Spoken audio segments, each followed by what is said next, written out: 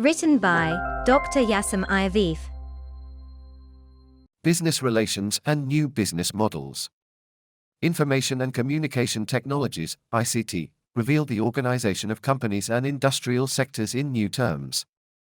They simultaneously affect the materiality of product flows, the layout and organization of production distribution processes, the allocation and structuring of skills and occupations, and the targeting and management of customers. Industrial organization is, in fact, structured through different modes of articulation between physical exchanges and informational relations.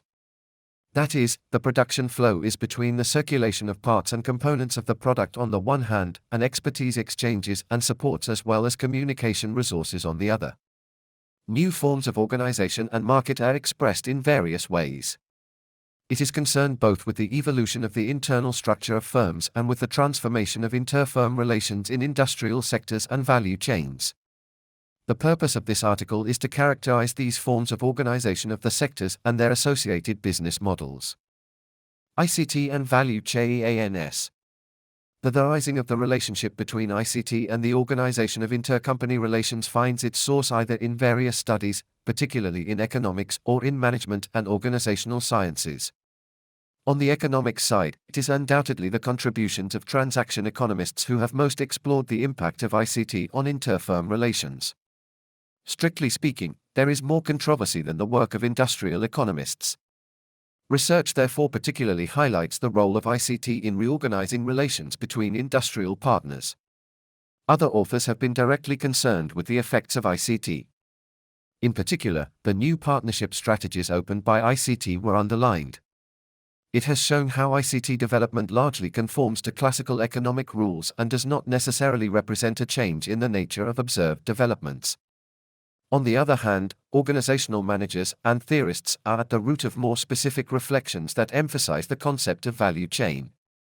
The resource-based and core skill-based approach made it possible to emphasize the consistency of processes, the coordination of activities, and the quality of management of company resources.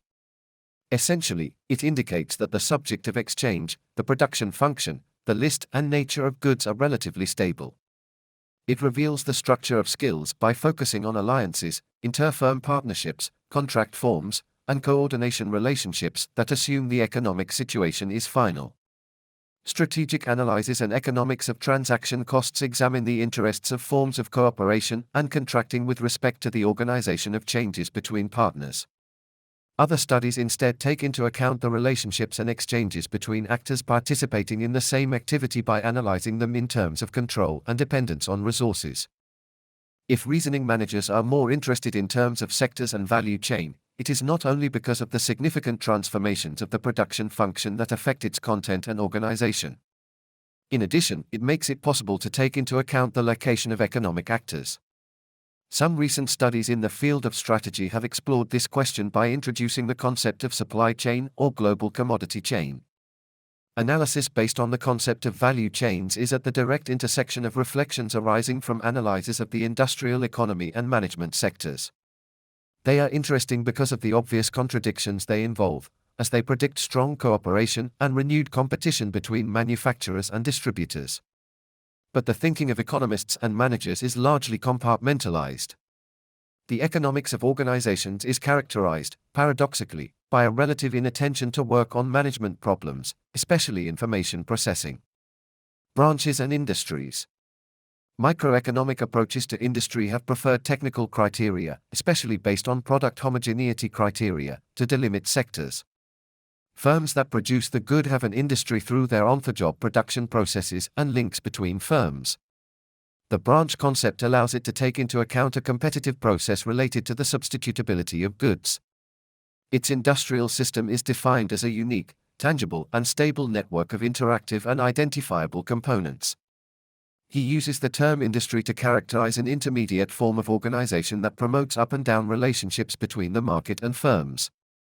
In particular, it distinguishes between intracompany or intercompany coordination modes, depending on whether the activities are similar or complementary. The reasoning regarding the concept of sector nevertheless appears to be a French specificity, and the term sector has no English equivalent. Since the 1970s, many studies have been carried out on this subject in order to determine the foundation and purpose of industrial policies. They define production chains as sequential stages from a raw material to the consumption of products. Written by Dr. Yaşam Ayavefe.